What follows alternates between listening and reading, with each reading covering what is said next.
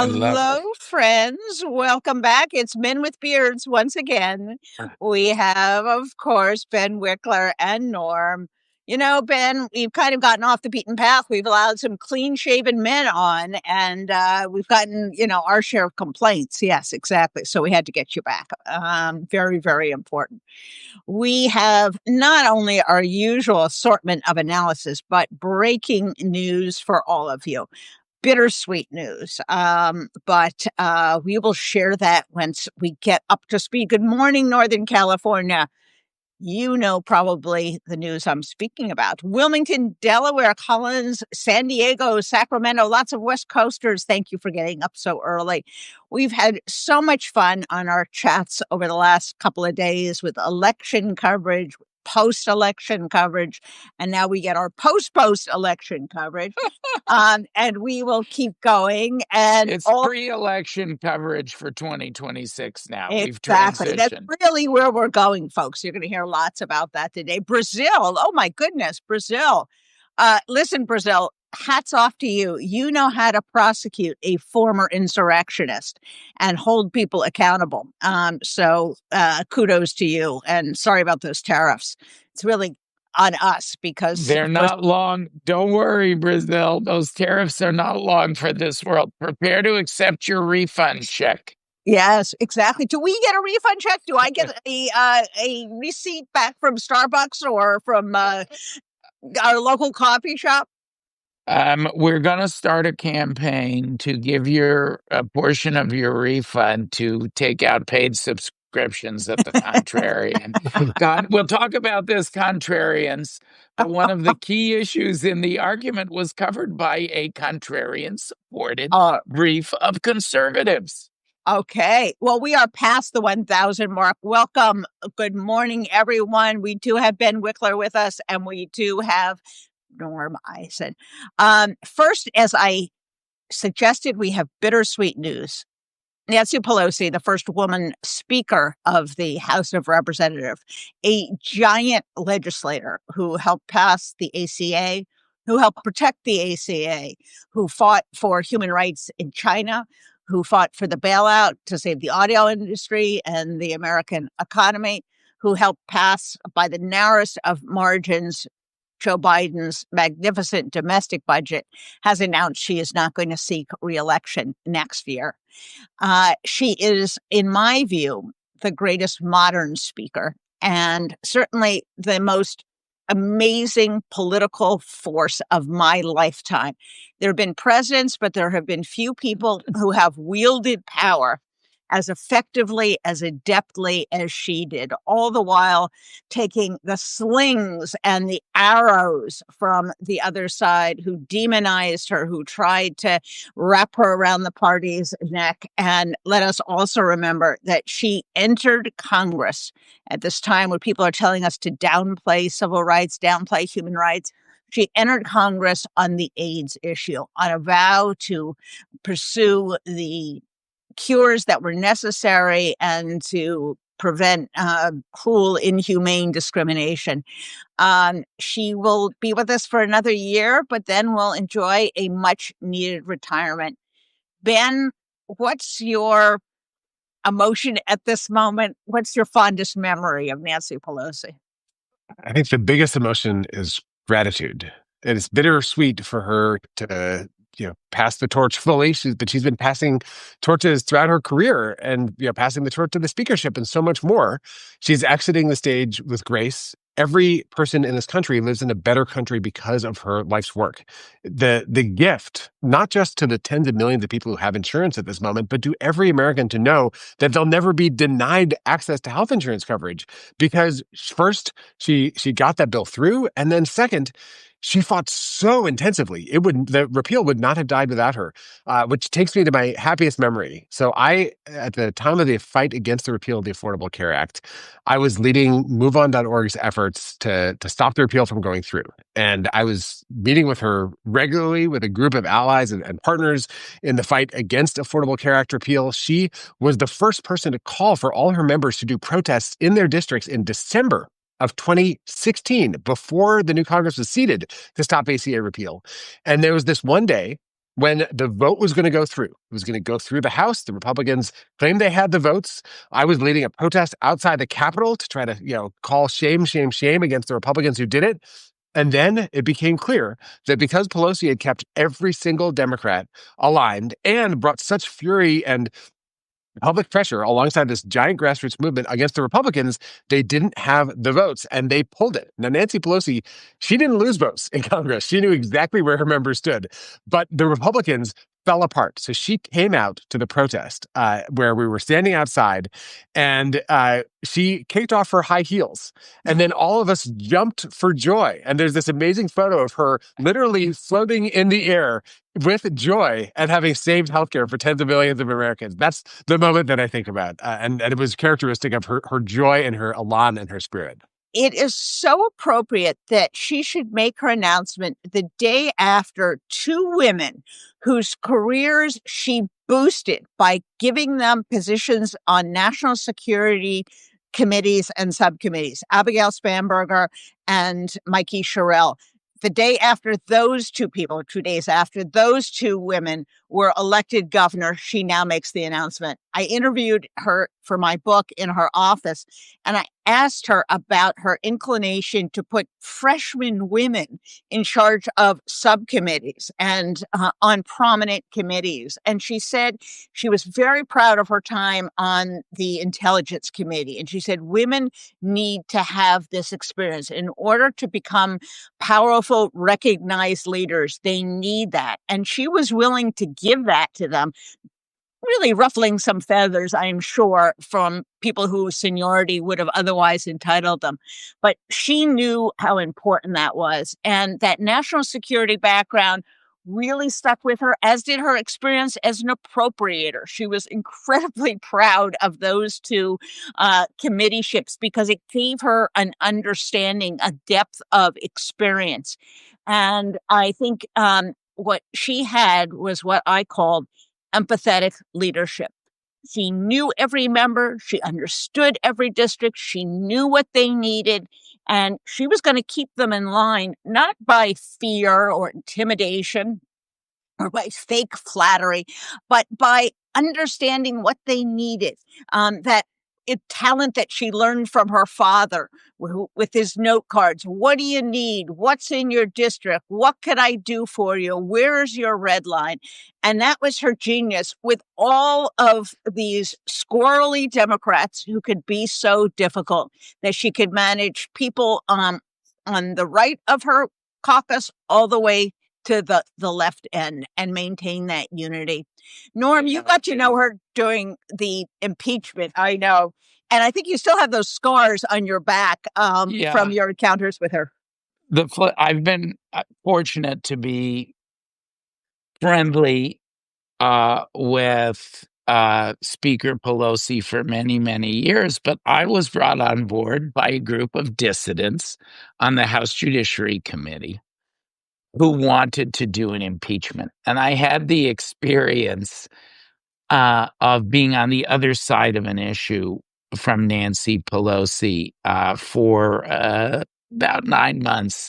And the flip side, and I love her and we have a wonderful relationship, but the flip side of the attention to the needs and hopes and personalities of her caucus is her steel.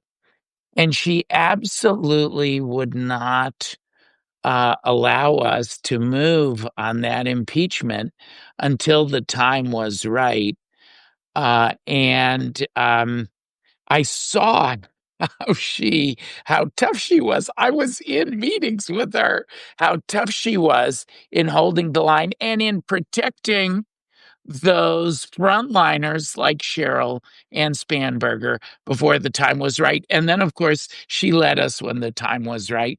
I'll never forget, I was thinking as Ben was talking, what is out of so many moments that I could identify with Pelosi.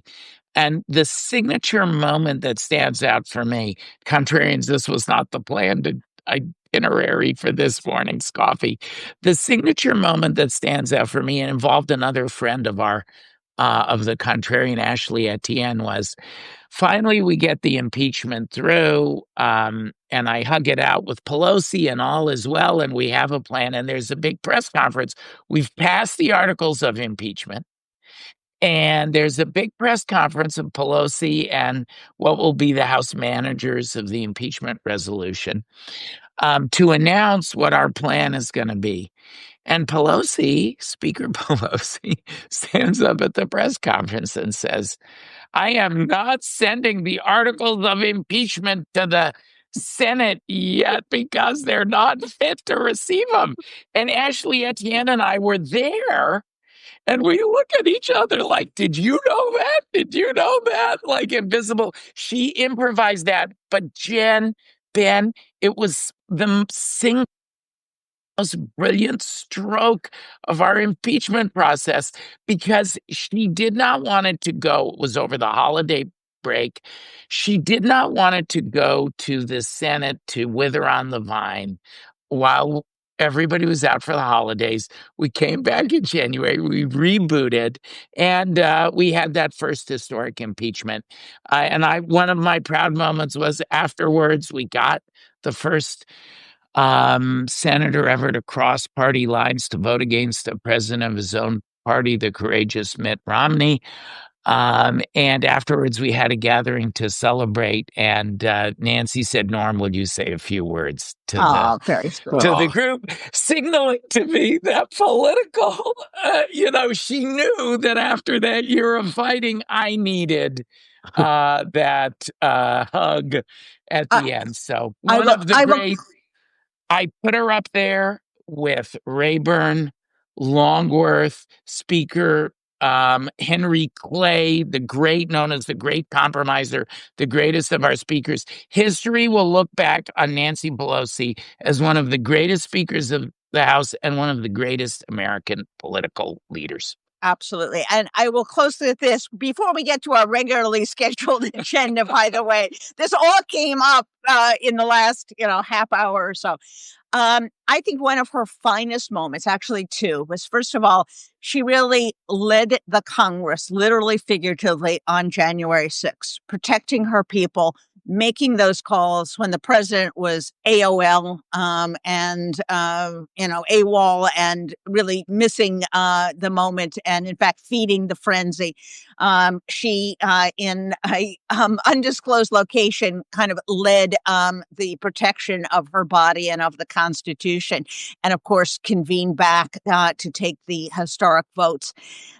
She also put together the January 6th committee and had the brilliance, the foresight to put Republicans on that.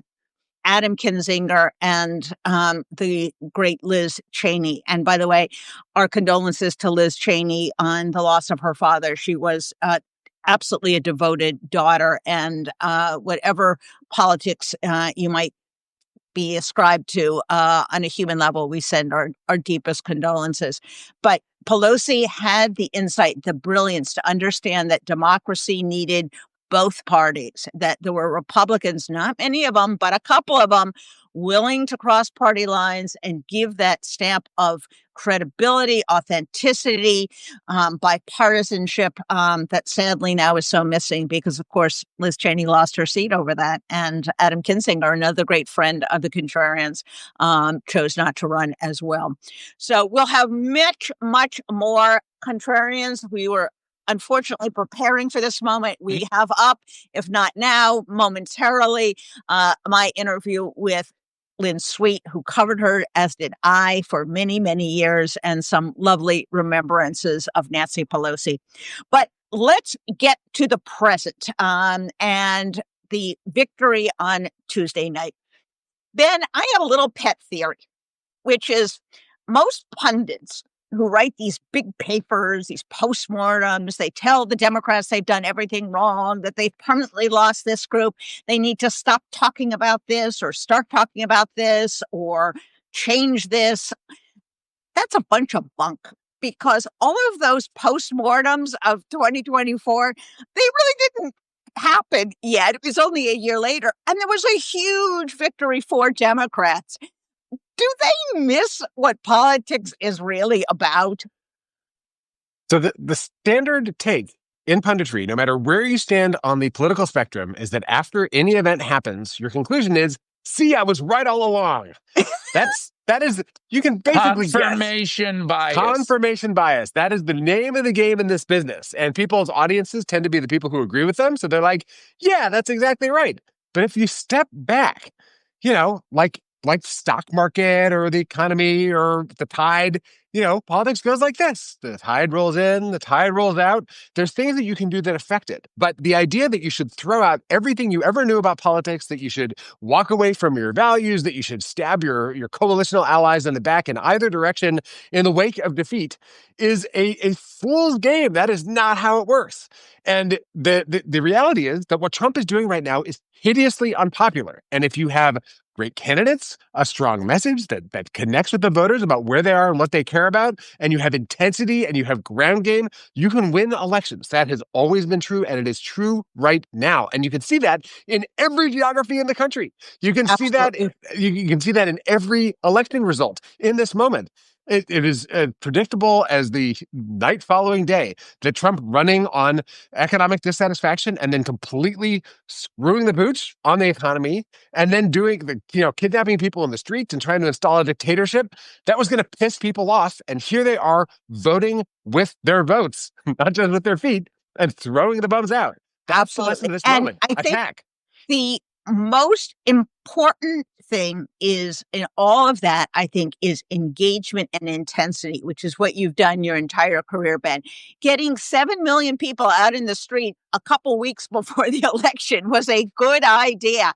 And you know what else really set a fire under people? Knocking down the East Wing. It was a symbol, I read about that today, of the corruption. Of the finality, of the greed of this president and the MAGA forces. And I think you cannot underestimate those symbolic visual clues that motivate voters.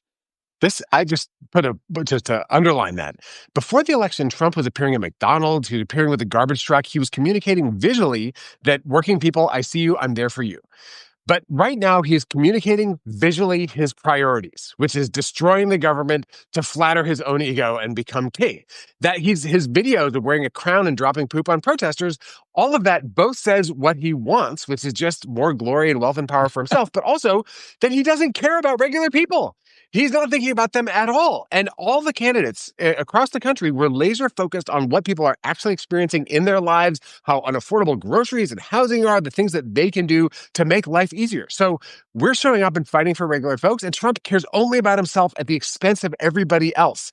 That is the kind of conditions that create not just a blue wave, a blue shockwave that is spreading through this country and is going to continue on through 2026.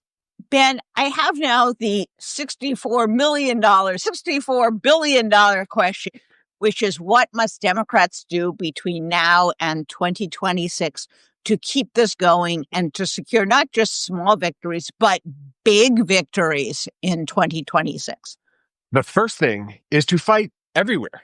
There are places that are viewed as toss-ups right now, but if you look at the size of the overperformance of Democrats on Tuesday, that puts a ton more House districts, trifectas, state legislative seats, governorships, state Supreme Courts into play in 2026, which means that wherever you might be in this country, if you do not currently have a set of leaders that you're happy with, you should get involved.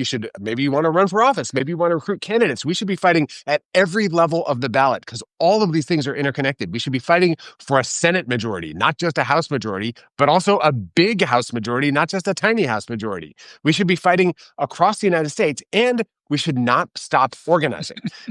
Protesting is critical, but then you got to go out and talk to people who do not already agree with you. And this happened in these states in the lead up to this election. Face-to-face interaction showing you're listening to someone, you care about what they care about. That is how you build a coalition that grows and grows and grows. I was knocking on doors in Wisconsin a year out from the election this past weekend. We had thousands of volunteers across the state of Wisconsin. In every state right now, there are communities you can go out to, meet some people, sign up, register some voters, get people involved, and all of that will add up to the kind of energy that we need to secure democracy and be able to deliver for working people in 2026, 2028, and beyond. Absolutely. Absolutely. I'm just an election lawyer, so I don't do politics. I'm fortunate that I get to rely on Ben every day at Democracy Defenders Action to inform me about these things, Jen. But it seems to me that something that we covered here on the Contrarian and something Jen talked about again and again, politics, don't overcomplicate politics. We had good messengers. We had a simple message about the corruption, whether it's the corruption of arresting innocent people, the financial corruption, and the cost of corruption. Donald Trump sacrificed affordability to like his fakaka tariffs. He drove inflation through the roof. He sacrificed health care. That's why we have a shutdown. He cut our health care to give tax breaks to billionaires. Democrats are refusing to vote for that. Affordability, health care, corruption, the cost of corruption. It was simple. And if you look at Cheryl, if you look at Spanberger, if you look at Mamdani, you look at Prop 50 fighting his political corruption of stealing seats, there was a bespoke version of that simple message all over the country. Absolutely. And it works. Absolutely. Yeah. Let's But talk I don't about know anything about that. Yes. Now let's talk about tariffs. There was a Supreme Court argument yesterday, Norm, in which the government got kind of a licking from and a kicking and a stomping from a whole variety of the justices, including Justice Gorsuch, the three more, I'll use the term loosely, liberal justices, just about everybody except Justice Justice Alito, who is desperately trying to figure out a way to save this dog of a policy. Talk to us about what you think the court is most concerned about and the big problem if they do rule in favor of the plaintiffs in undoing these tariffs. The case was brilliantly argued on behalf of businesses and conservative in nonprofits by our friend Neil Katyal and by a wonderful Solicitor General on behalf of the states from Oregon, representing AG Dan Rayfield there. The main issue in the case, Jen, is whether the statute that the president used, IEPA, which doesn't mention tariffs, which has never been utilized for tariffs. And John Roberts and Amy Coney Barrett are the swing vote here. And at one point, Chief Justice Roberts asked John Sauer, the Solicitor General of the United States, can you give me any examples of this statute being used for tariffs? And he was unable to come up with any examples, not to get too granular and specific. He pointed to a case where the Supreme Court allowed Jimmy Carter to use this statute to sanction Iran, but that case, the Chief Justice was a clerk for Justice Rehnquist when Rehnquist wrote that opinion. And he figured right back and said, wait a minute, I have the opinion. Where does that say the word tariff? And the opinion says it's limited to the facts of the case. And that was about using frozen Iranian funds as the pressure point. The flip side of the argument was a question from Justice Amy Coney Barrett, who has been in a bleak shadow docket landscape, and Kavanaugh was his testy self again. Amy Coney Barrett has been a possible ally of the Chief Justice to hold back, including here. And she asked a hard question of Katyal, how do we remedy this? Very foolishly, I don't know where we'd be if Trump and his gang were talented dictators and assaulters of the rule of law. They didn't, we're so overconfident that they haven't really queued up the remedies question. So it's not really in the case. Nevertheless, the court may think about it. How do you unwind the tariffs? And the answer is that there's an elaborate international regime for repaying tariffs. We have international tariff law. In a sense, it's like any repayment when you have wrongly seized funds, and it is practicable. So we don't want to be overconfident. I think our greatest, we've been on a winning streak. The resistance has been on a winning streak. Friends, if you've been with the Contrarians since Jen and I quit our respective mainstream media, we said democracy is more resilient than you think. You saw that at the Supreme Court. Well, Anyhow, I think that's the detail of what happened yesterday. I'm cautiously optimistic. let me say, it takes some nerve for the government to, in essence, rob the bank, throw all the dollar bills up in the air, and then say it's really impossible to figure out who owns which dollar. That's not our problem. That's their problem. And when you're down to talking about how do you clean up the mess that you guys made, chances are you're not going to win the case. So I found that entire argument somewhat amusing and baffling. You can't say that it's hard to clean up, therefore we'll let you continue to do this illegal and potentially unconstitutional thing. I also think, Norm, that although we would love for this to be a major ruling on not overly deferring to the president on issues like what is an emergency, because that would have salience in the alien enemies case and in the Section 10 cases on deployment of troops. My instinct is that they will go much narrower and make this a statutory interpretation precisely because they don't want to take on Trump at this point. And when they have a narrower out to get to the same result, they will likely take that. Let's turn to Comey. Norm, what is going on in that case? And why is the judge really pretty annoyed with Lindsay Halligan and the government?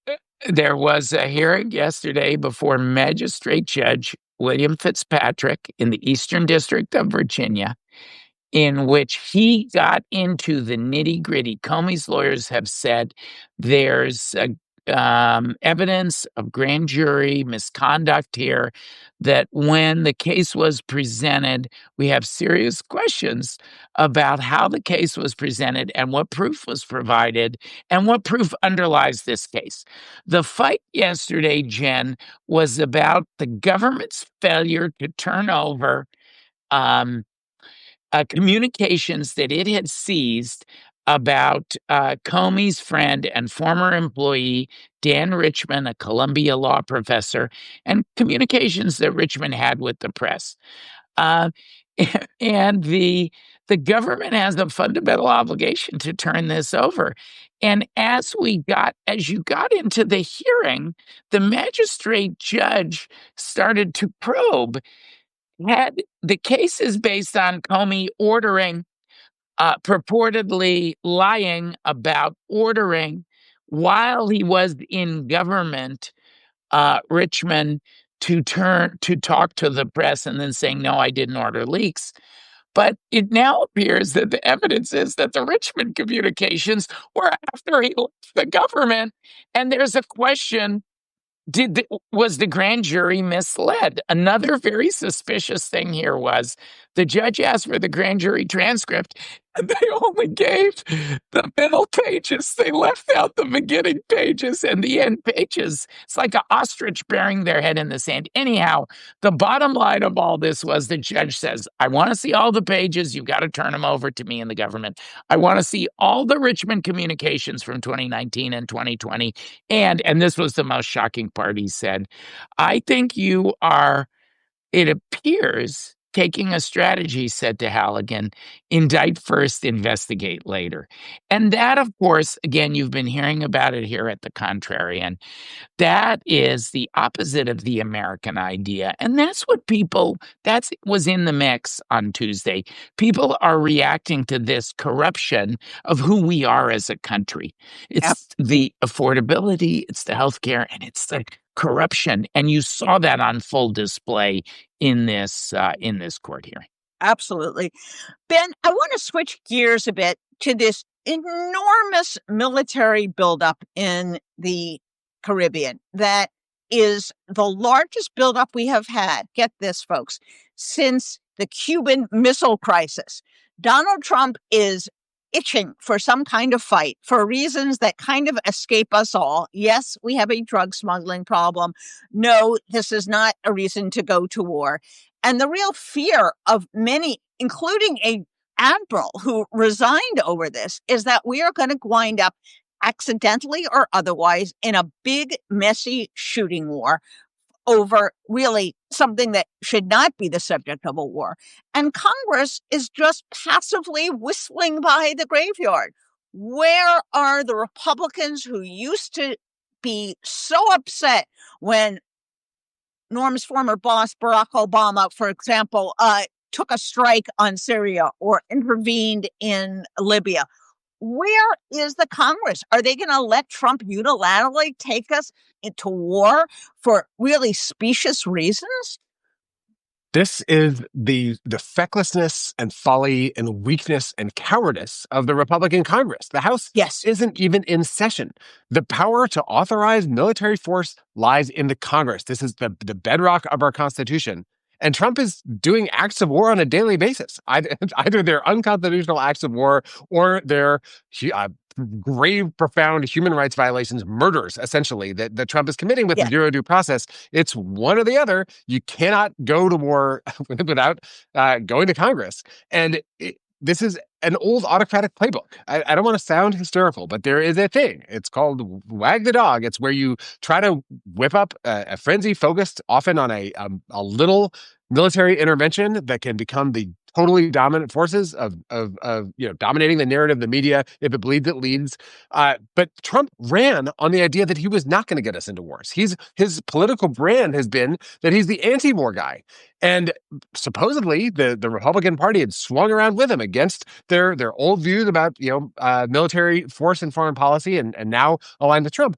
But here he is, now that it's politically convenient, he's setting the stage to have some kind of kinetic confrontation, leave bodies strewn on the beaches, so that he can get everyone distracted from the price of groceries and his total economic mismanagement. Congress needs to speak up about this, and every Republican in the House and the Senate that fails to lift their voices at this moment should be held accountable for it. They all own this, whatever disaster in the making it is that Trump has brewing. So I think you're exactly right to keep an eye focused on this, even as everything else happens. Absolutely. I will point to one other legal development yesterday, and that was a TRO issued in Chicago. The judge there took evidence about the conditions at Broadview. That's the ICE facility where people are being held. It is being run something out of, I don't know, El Salvador. There's not enough room for people to lie down. 150 people in a cell, not being given access to their lawyers, not having clean food, not having the bedding changed. He was furious with the government and said, this is inhumane. This is unconstitutional. He issued a blizzard of orders telling them to get their act together and report back to him beginning to tomorrow. And this, folks, is very important. We have been rightly concerned about the role of the military, but increasingly we have to keep an eye on what ICE and the Customs and Border Patrol are doing. These are federal agents, so Trump has a right to deploy them. But the way they are behaving, the way they are treating people is cruel, is inhumane, is unconstitutional, is illegal.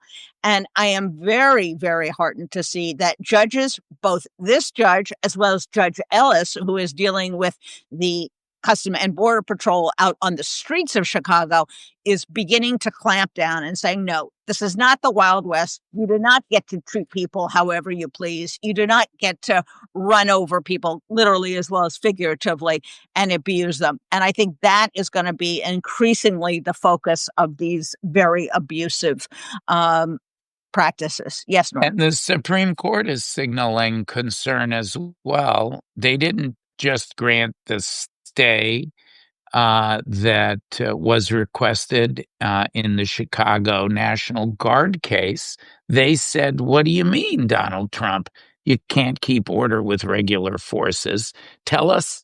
We want more briefing on that. So however it turns out, I'm not putting all my eggs in the SCOTUS basket for sure.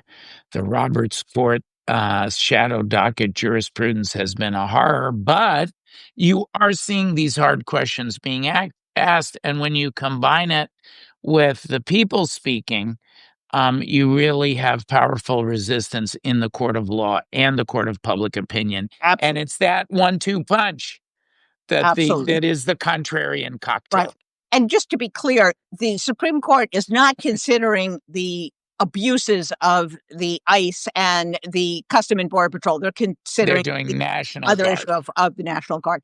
Ben, before we go to my favorite part of the show, I do want to talk about this latest Trump threat.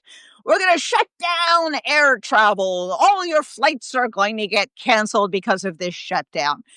What do you think he's up to? And what do you think the ramifications are going to be if he actually carries through on this threat?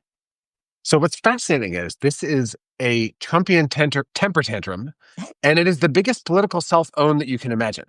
The only way that Democrats cave in the shutdown fight is if everyone blames Democrats for being unreasonable. But Trump is very loudly owning every single decision. He's the guy deciding not to send people their food benefits so they can keep food on the table. He's the guy shutting down the airlines. The responsible governments during shutdowns do everything they can to limit the pain to the public, and Trump is clearly jacking it up. And it's going to reach the point where it actually creates pressure on Republicans, which it should, because the Republicans should come to the table and say, hey, okay, fine, we won't massively jack up healthcare premiums for millions of Americans. Democrats have every moral high ground and political high ground in this situation. But what Trump is doing is just punching voters, punching the public in the face. And specifically with the airline huge cutbacks, what he's doing is he's hurting the people in disproportionately who might have the cell phone numbers of Republican senators and members of Congress. These are people who donate to Republican campaigns, get phone calls, fundraising from Republican Senate candidates, and now those senators are going to get flooded with calls. I can only hope. I'd be delighted, frankly, if the Republican senators said, okay, Trump, we're going to abolish the filibuster and we'll reopen the government that way, because I do think we should have a more majority rule in the United States Senate. But what Trump is doing right now is a complete miscalculation about how to get Democrats to back down. Democrats are fighting for what most people want, including the Republican constituents. And it's time for the Republicans in the Congress to listen to their voters. Absolutely. Ben, what are you looking forward to? Well, I today will be getting on a plane to Washington, D.C. So tomorrow morning I can speak at CrookedCon. So I'm going to miss my kids. I love putting them to bed every night. But tomorrow I'm very excited to be at a fellow independent media organization's big confab. I know Mr. Eisen's going to be speaking there as well tomorrow afternoon. It's going to be a blast, and I'll get to see a whole bunch of folks involved in this giant fight to fight back against a would-be dictatorship that's trying to shred this country and hand off chunks to billionaires. Let's do something better instead. CrookedCon tomorrow. Wonderful. I hope your flight takes off. Norm, what are you looking forward to? Excited, Jen, to now have the confetti settling from 2 victory parades over the past week, and thinking very seriously about how I and we at the Contrarian and the democracy movement writ large build on the successes of this week for a durable pro-democracy majority in our country. So we, when I was a kid, my dad taught me to box. I don't think this would be model parenting in the 21st century. I remember he told me, punch through your brother's head. Aim for the spot on the other side of his head. We had no headgear. And yeah, we did have gloves. And so I think we need to maintain something that we've done at the Contrarian, maintain the strategic focus. What does success look like 26, 28, and 29? Let's plan for really rebuilding in the right way. And as I say, I'm lucky I get to talk to you and to Ben every day about that. So short, medium, and long term, that's what I'm looking forward to thinking about. Big disclaimer. We are not suggesting your kid hit a sibling. We are not suggesting you tell your kid to hit a sibling. This is Norm's childhood, looking backward in the dark ages, right? When people used to hit one another. We are all about peaceful demonstration. We're all about nonviolence here at the You didn't get Contrarians. boxing. You didn't get boxing training as a child, Jen. Yes, exactly. What am I? Different childhoods. Man, Over everybody in on the sword in this Morristown. moment. Exactly. What am I looking forward to? I'm looking forward to the verdict in the sandwich guy trial. It has been a hoot to see these big burly federal agents say, he threw a sandwich at me. It dented my protective vest. What is it made out of? Tissue paper? It exploded on my chest, he said of the sandwich, which it turns out they had a picture of it on the ground. It was still wrapped. I could smell the onions and the mustard, he declared. This is absurd. And by the way, we can make fun of it, but this is what our Justice Department does. They prosecute a guy who throws a sandwich and they let the January 6 felons out of jail. That's how screwed up these people are. So let's hope that the sandwich thrower gets off and that this fellow who now apparently is going to go through life with a sandwich phobia gets his comeuppance and becomes a meme. So friends, don't throw sandwiches, but you can don't throw punches and don't throw punches. Throw sandwiches. But nevertheless, Ben, thank you for your wisdom. It was so much fun looking back on Nancy Pelosi's career and looking forward. We love having Ben with us. So safe travels for tomorrow. Enjoy the confab. Norm, enjoy your time too. And Contrarians, we will be back next week. Take care, everyone. Thanks so much.